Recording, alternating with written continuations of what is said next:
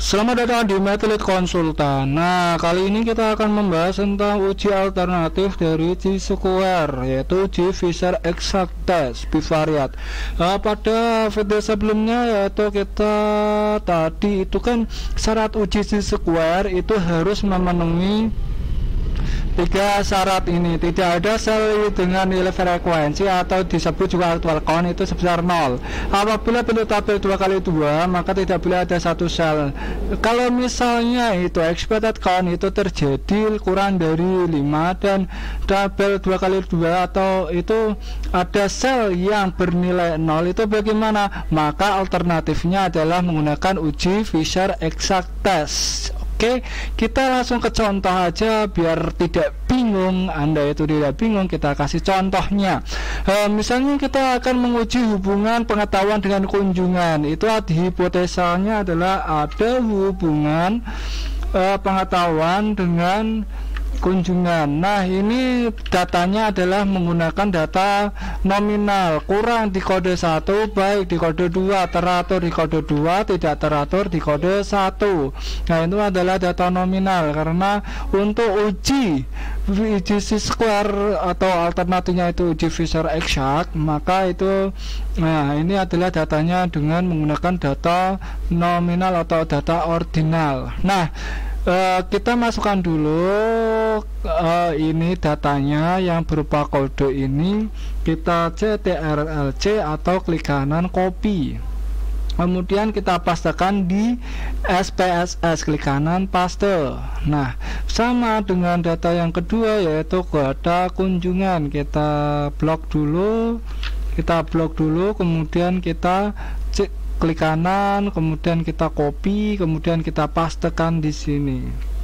Oke, nah, atau CTRL-V kalau nggak tahu pastenya, klik kanan. Ini kan tadi klik kanan nanti paste.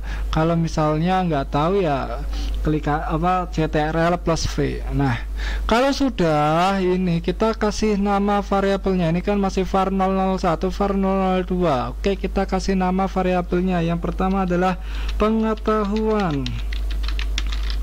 Yang kedua itu adalah kunjungan. Intermezzo sebentar, pengetahuan itu adalah variabel independen atau variabel X atau variabel bebas. Kemudian kunjungan itu adalah variabel dependen atau variabel terikat. Oke, kalau sudah seperti itu kita beri, karena ini kan berupa kode. Kalau misalnya ini ditekan itu ya masih satu aja, nggak berubah menjadi apa, baik atau kurang, nggak kan. Kita lihat di variable view, kita kasih nilai atau value di masing-masing data. Oke, kita klik ini, kliknya kalau sudah muncul seperti ini kotak, kita klik, kemudian value-nya kita 1. Pengetahuan itu kalau kode 1 itu tadi adalah kurang, kemudian kita add. Untuk 2 itu adalah baik, kemudian kita add, kemudian kita OK. Kemudian untuk kunjungan itu 1 itu adalah tidak teratur, 1 itu labelnya adalah tidak teratur, kita add, kemudian 2 itu adalah teratur, kita add, kemudian kita oke. Kalau sudah seperti ini maka kita lihat di data view, oh ternyata sudah masuk semua ya. Yang tadinya angka ini, kalau mau ngecek ini, nah ini berubah, ada data seperti ini. Oke, kalau kan tadi kita udah memasukkan value-nya. Oke, kemudian kita mau menguji alternatif uji Fisher Exact Test, yaitu sama seperti uji square, akan tetapi nanti kita akan analisa. Oke, kemudian analyze, deskriptif, kemudian cross tab. Oke, cross tabs. Kemudian pengetahuan kita kasihkan ke row, kunjungan kita kasihkan ke kolom. Oke, mau dibolak-balik pun nanti hasilnya tetap sama. Oke, kalau sudah kita statistik. Nah, statistik ini centang Chi-square karena kita ingin melihat apakah ini kan adalah uji Chi-square, alternatifnya adalah uji Fisher Exact Test. Maka ini centang Chi-square, kemudian RIS, kemudian continue. Kemudian selnya kita centang row kolom total, oke. Kemudian kita continue, kemudian kita OK. Nah, di sini apakah yang adakah di sini sel? Nah, ini yang tak seperti yang diungkapkan tadi. Syarat uji square adalah tidak ada sel dengan nilai frekuensi atau disebut juga actual count sebesar 0. Nah, kalian lihat di hasil output SPSS nya itu di cross tab nya itu kan ada angka 0 ini. Tidak ada yang pengetahuan kurang dengan kunjungan tidak teratur, itu tidak ada responden, maka ini tidak memenuhi untuk uji square. Nah, itu satu. Yang kedua yang tidak memenuhi itu adalah ini, yang bagian ini.